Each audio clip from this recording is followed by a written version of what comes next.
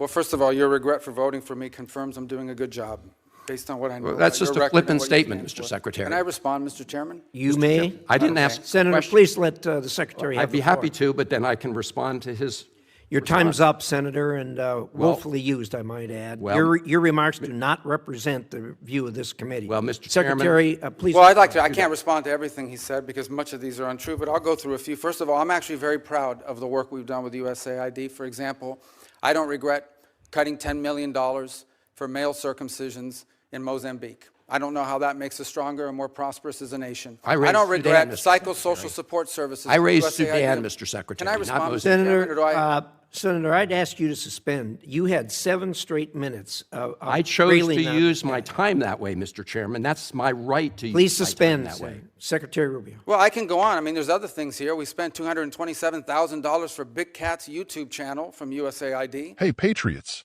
Welcome back to the channel where we break down the news the mainstream media refuses to touch. Today, we're reacting to a Senate hearing that's gone viral. A heated exchange between Senator Van Hollen and Secretary of State Rubio. Folks, the left is up in arms, but let me tell you why I think Secretary Rubio not only stood his ground, but showed exactly the kind of leadership and backbone America needs right now. Thank you, Mr. Chairman. Mr. Secretary, you and I served together in Congress for 15 years. We didn't always agree, but I believe we shared some common values. A belief in defending democracy and human rights abroad, and honoring the Constitution at home. That's why I voted to confirm you. I believed you would stand up for those principles. You haven't. You've done the opposite. And you used to speak with conviction about the importance of foreign aid as a tool to advance American values and interests. Then you stood by while Elon Musk took a chainsaw to USAID and other assistance programs. That has left a staggering toll. Broken trust with countries, openings for China and other adversaries, and countless preventable deaths of children and others. Take Sudan, for example. The freezing of U.S. humanitarian assistance forced the closure of nearly 80% of the emergency food kitchens there. 2 million famine-affected people were left without access to food. People died because of those actions. Mothers, fathers, and children. Tons of emergency food that could have saved their lives was left rotting in warehouses because you and Elon Musk refused to let USAID do its job. Sudan is a country where, by the administration's own determination, a genocide is unfolding in Darfur. But here's where it goes from cruel to despicable. While cutting off food aid to Sudanese families living through an actual genocide, you're fast-tracking white South Africans for refugee status under a manufactured claim that they are the victims of genocide. You tried to block the admission of individuals who had already been approved to come here as refugees while making bogus claims to justify granting such status to Afrikaners. You've made a mockery of our country's refugee process, turning it into a system of global apartheid where political ideology and race, more than truth or need, matter. And while you've turned away from a genocide in Sudan and invented one in South Africa, you teamed up with President Trump to throw the Ukrainian people under the bus and have been played like a fiddle by Vladimir Putin. Of course, Donald Trump not only said he would end the war in Ukraine on day one, he also said he would end the war in Gaza on day one. And yet last week, you were all running around to Gulf states, giving away very sensitive American AI and chips technology, but doing nothing to end the war in Gaza and get the remaining hostages returned. You know that for 78 days, the Netanyahu government did not allow a scrap of food to enter Gaza to reach over 2 million civilians. 57 children have died from malnutrition so far, and more than 14,000 children are in imminent danger of dying of starvation. As Cindy McCain said last week, and I quote, "Families in Gaza are starving while the food they need is sitting at the border." That is a gross violation of both U.S. and international law. What did you do? Nothing. Not once did you publicly call upon the Netanyahu government to end the blockade. Fortunately, other countries spoke out, and now we see a tiny trickle going in. Where have you focused your energy instead, Mr. Secretary? Well, your first trip as Secretary of State was to El Salvador, not to promote democracy, but to cozy up to President Bukele, who calls himself the world's coolest dictator. The result was a cash for collusion deal to deprive people living in America of their constitutional rights to due process. The Supreme Court, in a 9-0 decision, instructed you to facilitate the return to the United States of Abrego Garcia, who the administration admitted was wrongfully deported to El Salvador. Your response? You've openly flouted judicial orders.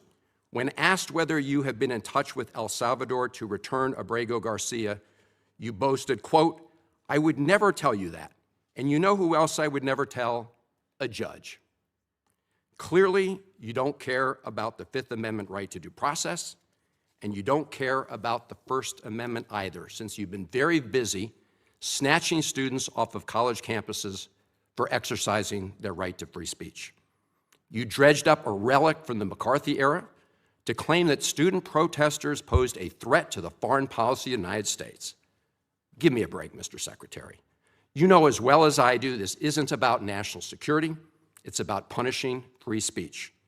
And you know that in America, the government doesn't get to use its power to punish speech it doesn't like. Yet in March, you boasted about revoking student visas, saying, and I'm quoting, "We do it every day. Every time I find one of these lunatics, I take away their visa," unquote. Let's look at one of those lunatics, Mr. Secretary, Ms. Ozturk. Her crime was co-authoring an op-ed in her college paper critical of Tufts University's response to the war in Gaza. Your own department found zero links to terrorism, no anti-Semitic statements, but you still yanked her visa and shipped her off to detention in Louisiana. And the list goes on and on. The federal judge in the case of Mohsen Madawi, who is the Columbia student who was ambushed by federal agents at his citizenship appointment, said, and I quote, this is the judge, "Legal residents not charged with crimes or misconduct are being arrested and threatened with deportation for stating their views on the political issues of the day. Our nation has seen times like this before, especially during the Red Scare and Palmer raids. Like the McCarthy-era witch hunts of the 1950s, your campaign of fear and repression is eating away at foundational values of our democracy. Back then, it took one voice, Attorney Joseph Welch, to cut through the hysteria with the simple question that marked the beginning of the end of that shameful era. He asked Senator McCarthy, "Have you no sense of decency?" And I would ask you the same, Secretary Rubio. But you have shown through your words and your actions what the answer is. And I have to tell you directly and personally that I regret voting for you for Secretary of State. I yield back. May I respond? You may sit. Well, first of all, your regret for voting for me confirms I'm doing a good job, based on what I know. Well, that's about just your a record and flippant what you statement, stand Mr. for. Secretary. Can I respond, Mr. Chairman? You may. I didn't Okay. ask a Senator, question. please let the Secretary have I'd be the floor. happy to, but then I can respond to his. Your time's up, Senator, and willfully used, I might add. Well- Your remarks do not represent the view of this committee. Well, Mr. Chairman- Secretary, please. Well, I'd like to. I can't respond to everything he said because much of these are untrue, but I'll go through a few. First of all, I'm actually very proud of the work we've done with USAID. For example, I don't regret cutting $10 million for male circumcisions in Mozambique. I don't know how that makes us stronger and more prosperous as a nation. I raised don't regret Sudan, Mr. psychosocial support services. I for raised USAID. Sudan, Mr. Secretary, Can I not respond, Mr. Mozambique. Chairman, or do I? Senator, I'd ask you to suspend. You had 7 straight minutes of I chose railing to on- use my time that way, Mr. Chairman. That's my right to Please use my time suspend, that way. Secretary Rubio. Well, I can go on. I mean, there's other things here. We spent $227,000 for Big Cat's YouTube channel from USAID. We spent $14 million for social cohesion in Mali, whatever the hell that means. So I can go on and on. I got the list here, and there's more. I didn't even bring the whole list. In the case of El Salvador, absolutely. Absolutely. We deported gang members, including the one you had a margarita with. And that guy is a human trafficker, and that guy is a gangbanger, and the evidence is going to be clear. In the days to come, Mr. you're Chairman, going to see who you went to look, defend. Senator, I'm sorry, please, Mr. Chairman. Secretary No. Rubio has the floor. Mr. Chairman, he can't make unsubstantiated Senator, comments like that. Secretary Rubio has the floor. You had Secretary your time. Rubio should take that testimony to the federal court of Senator- the United States because Well, he hasn't done it under oath. Here's another point, okay? there is a division in our government between the federal branch and the judicial branch. No judge in the judicial branch cannot tell me or the president how to conduct foreign policy. No judge can tell me how I have to outreach to a foreign partner or what I need to say to them. And if I do reach to that foreign partner and talk to them, I have under no obligation to share that with the judiciary branch. Just like a judge cannot order me to negotiate with a foreign minister of Russia, they cannot order me to negotiate with a foreign minister or the president of El Salvador. And if I did negotiate with them, which we have responded to them, and we've told them we've had communications with the president of El Salvador, I am under no obligation under our division of powers in this country and to share with the judicial branch how I conducted diplomacy of the United States. It would actually be counterproductive. If I started sharing with courts, or frankly, with the media, my conversations with foreign leaders and all of their details, no foreign leader would talk to me again, and we would break trust with them. So I have complied with every court order. What I won't comply with is an order to disclose what I'm saying and what we're talking about with a foreign leader, because then they won't talk to me. Diplomacy doesn't work that way. About the student visas, let me say this. I don't deport anybody, and I don't snatch anybody. The State Department does not have officers in the street snatching everybody. What I do is revoke visas, and it's very simple. A visa is not a right. It is a privilege. People apply for student visas to come into the United States and study. And if you tell me that you're coming to the United States to lead campus crusades, to take over libraries and try to burn down buildings and acts of violence, we're not going to give you a visa. Is that what Ms. Ostork did? We're not going to give you a visa. Is that what she And did? if you do Come that, on, Mr. Secretary. and every single You're one of just these blowing cases, the smoke factors here are now. different. Senator, the bottom line is, if you're Senator, coming here to stir up trouble on our campuses, we will deny you a visa. And if you Does have the a First visa Amendment and we find apply you, to we will people revoke living it. in the United And States? we're going to do more. There are more coming. We're going to continue to revoke the visas of people who are here as guests and are disrupting our higher education facilities. People are paying money. These kids pay money to go to school, and they have to walk Writing through a an bunch of op-ed lunatics to the who are tough here on student newspapers visas. disrupting the Simple foreign as policy of the United I want to States. do more. I hope we can That's find more of these people. pathetic, Mr. In fact, the Secretary. other day, some guys led a riot. I forgot what university it was, and I asked, please, can you find the arrest records of all the people that were arrested at that riot at that campus? Because if any of them have a visa, we're going to revoke I it. feel so much safer All right, when you lock let's, up people like Ms. Ostork, Mr. Secretary. We've had enough time on the subject. Thank you very much. And So here's what happened. Senator Van Hollen, your typical career Democrat, launches into a 7-minute tirade against Secretary Rubio. He claims Rubio betrayed so-called shared values about democracy and human rights. Sound familiar? This is the same song and dance the left gives any time a Republican dares to put America's interests first. He accuses Rubio of breaking trust with the world by slashing USAID budgets.